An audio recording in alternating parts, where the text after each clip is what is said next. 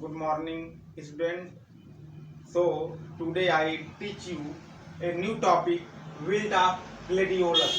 जो आज का टॉपिक है ये फ्लावर ग्लेडियोलस होता है, उसी प्लांट ग्लेडियोलस जो प्लांट है जिसको फ्लावर में आता है उसी पे विल्ड डिजीज लगता है, उसी के बारे में आज हम चर्चा करेंगे. So wilt of gladiolus, right. Distribution, वितरण की डिजीज कहाँ कहाँ पाया जाता है. Wilt is one of the most destructive disease of gladiolus. Gladiolus का ये मेन इंपॉर्टेंट डिजीज है, राइट. जो विल्ट डिजीज है ग्लेडियोलस में सबसे ज्यादा मात्रा में डिजीज दिखाई देता है. It is reported from France, Brazil and India. ये विभिन्न देशों में रिपोर्ट किया गया है. जहां जहां पर भी ग्लेडियोलस की खेती होती है हर जगह ये डिजीज रिपोर्ट किया गया है. But in India the disease is widely distributed in area. हर प्रांत में फूल की खेती की जाती है, ग्लेडियोलस खेती की जाती है, चाहे थोड़े पैमाने में की जाती है या बड़े पैमाने में की जाती है. इसमें विल्ट का इन्फेक्शन रिपोर्ट किया गया है. हर प्रांत से यह डिजीज रिपोर्ट की गई है, राइट. सिम्टम्स, इसके सिम्टम कैसे बनते हैं. The disease occurs in two phase, corm rot and yellow. देखिए जो डिजीज है दो कंडीशन में लगती है. एक होता है कॉर्म रॉट, जो रॉटिंग होती है, प्लांट सूख जाते हैं. और दूसरी कंडीशन क्या होती है कि येलो हो जाता है. प्लांट सूखता नहीं लेकिन मुरझा जाता है, धीरे धीरे येलो होता है, उसमें फ्लावरिंग नहीं लगती है.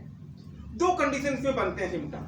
तो अधिकतर आप सुने होंगे कि जो कॉर्म रॉट है, रॉटिंग जिसमें हो जाती है, अधिकतर वैस्कुलर विल्ट जो जाइलम और फ्लोएम वेसल नलिकाएं होती हैं जो फूड्स एंड वाटर का ट्रांसलोकेशन ऊपर तक करती हैं, वो क्या कहती है उसमें ब्लॉक हो जाता है. और ब्लॉक कैसे होता है, उसमें एक प्रकार की फ्रूटिंग बॉडीज बनती है जिसको हम कहते हैं स्पोरोडोकियम.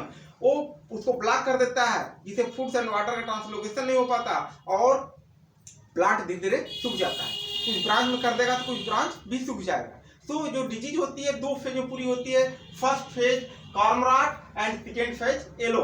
तो फर्स्ट है कॉर्म रॉट में the symptom appear as water soaked lesion in corm and such infected fail to sprout. जो सिम्टम बनते हैं अधिकतर water soaked lesion corm rot में दिखाई देते हैं और धीरे धीरे ऊपर नीचे से ऊपर की तरफ फैलते चले जाते हैं. In storage corm deep lesion with concentric zone develop and with time such magnified. और जब ये स्टोरेज में अगर फ्लावर रखा गया हो तो उसमें भी धीरे धीरे इन्फेक्शन फैलता जाता है और प्लांट क्या करता है, सूख जाता है. Lips of infected plants become पल येलो एंड सिकल शेप. जो पत्तियां होती हैं वो पल येलो कलर की होती हैं और सिकल शेप हंसिये के आकार की हो जाती है, मुड़कर धीरे धीरे सिकुड़ती चली जाती है. और सिकल शेप जिसको अर्धचंद्राकार कहते हैं, उस तरह की पत्तियां सिकुड़कर बन जाती हैं. The symptom may also observed in root system and vascular tissue. जो जो सिम्टम दिखाई देता है वो रूट में दिखाई देता है और वैस्कुलर जो टिश्यू होता है वो ब्लॉक हो जाता है. उसमें पूरा की fruiting body sporodochium asexual fruiting bodies are form. Sporodochium जो बनता है उसमें एसेक्सुअल फ्रूटिंग बॉडीज बनती है, राइट. जो स्पोरोडोकियम होता है वहीं ब्लॉकेज कर देता है और ब्लॉकेज करने के बाद फूड्स एंड वाटर का ट्रांसलोकेशन ऊपर तक नहीं हो पाता. धीरे धीरे प्लांट पूरा सूख जाता है या पत्तियां येलो कलर में कन्वर्ट हो जाती हैं. इसलिए सिम्टम दो फेज में होता है, corm rot and yellow, right. Systematic position, kingdom mycota, division eumycota, sub division deuteromycotina, class hyphomycetes, order moniliales, family tuberculariaceae, genus fusarium, species oxysporum, variety ग्लेडियोलाई.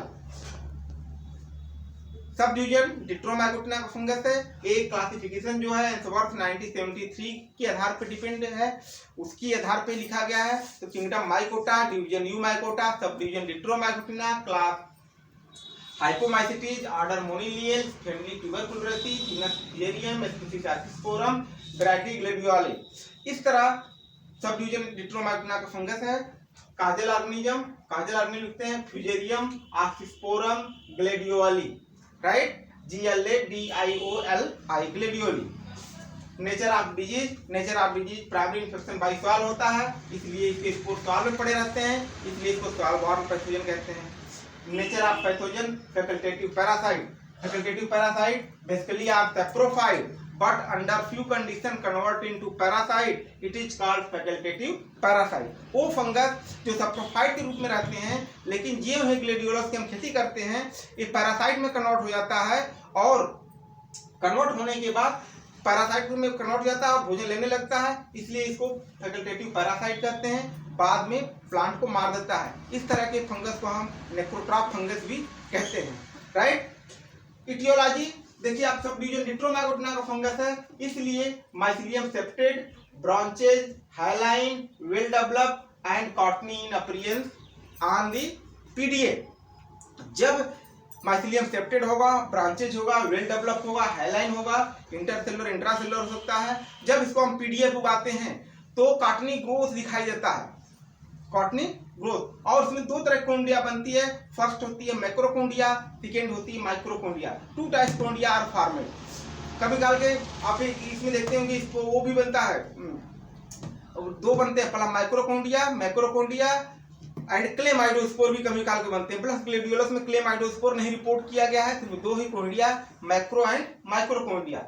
माइक्रोकोंडिया है ovate unseptate to a single cell. जो microconidia होती है Ovett होती है, गोलाकार होगी, अनसेप्टेड होती है, कभी काल के एक दो सेप्टा दिखाई भी दे जाते हैं, और सिंगल सेल होती है। बट माइक्रोकोंडिया जो होता है सिकल सेप 2 to 5 सेप्टा।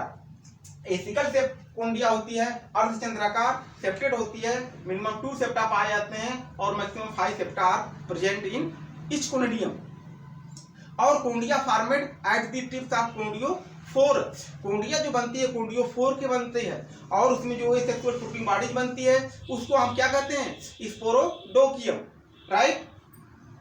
तो इस तरह आपको इटियोलॉजी लिखना है, mycelium septate, branches, intracellular, hyaline, well develop and cottony in growth. Conidia are formed at the tips of conidiophore. Conidia are two type, first microconidia, second microconidia. Macroconidia is a sickle shape and septa 2 to 5 septa are present, and microcondia are ovate या spherical या एक septed are non septed। Epidemiology, fungus को growth करने के लिए epidemiology देखिए, the pathogen is favoured in wide range temperature 10 to 36 degree centigrade. जो temperature को सर्वाइव कर ग्रोथ करने के लिए जो टेम्परेचर होता है वो 10 से लेकर 36 डिग्री सेंटीग्रेड के आसपास होना चाहिए। Soil temperature 27 to 33 degree centigrade. जो सॉइल टेम्परेचर होता है वो 27 से 33 के बीच में होना चाहिए। And soil moisture 60%, pH 6.5, development of disease. इस तरह रिलेटिव ह्यूमिडिटी अधिकतर हाई होनी चाहिए, टेम्परेचर 10 और 36 के बीच में आसपास होना चाहिए, सॉइल टेम्परेचर 27 और 33 के बीच में होना चाहिए। इस तरह अगर टेम्परेचर है तो ये डिजीज बड़े पैमाने पर आती है, हमारी क्रॉप डैमेज हो जाती है और हमारा बहुत बड़ा प्रोडक्शन नुकसान होता है, राइट। अब इसको हम कैसे मैनेजमेंट करना है, पहला फर्स्ट है कि crop rotation must be follow. Crop rotation अपनाइए, 3-4 वर्षीय क्रॉप रोटेशन जरूर अपनाना चाहिए। Number 2, selection of the healthy plant. हमेशा एक अच्छे बीज का चयन करना चाहिए, अच्छे प्लांट का चयन करना चाहिए जिससे हमारा प्लांट स्वस्थ हो। और थर्ड पॉइंट है कि सॉइल सोलराइजेशन अपनाना चाहिए। पॉलिथीन, ब्लैक पॉलिथीन बिछा कर सॉइल सोलराइजेशन से माइक्रो ऑर्गेनिज्म जो भी हो फील्ड में, खेत में, सब मर जाए। नेक्स्ट है सॉइल ट्रीटमेंट विथ कार्बेंडाजिम के साथ सॉइल ट्रीटमेंट करना चाहिए, बायोजेन के साथ सॉइल ट्रीटमेंट करना चाहिए। Soil treatment must be follow, क्योंकि सॉइल बॉर्न पैथोजन है, इसलिए सॉइल को सबसे ज्यादा ट्रीटमेंट करना है, उसके अंदर जो भी माइक्रो ऑर्गेनिज्म हो उसको किल कर जाए। नेक्स्ट है resistant variety, copper king, video, white property. इस तरह आपको रेसिस्टेंट वैरायटी उगानी है। तो बच्चों आज ये जो टॉपिक है wilt of gladiolus sub division deuteromycotina fungus है। ये इसका कॉजल ऑर्गेनिज्म फ्यूजेरियम आर्थियोफोरम ग्लेडियोली है, सॉइल बॉर्न पैथोजन होता है and facultative parasite, right. My channel is subscribe, share and like. Thank you.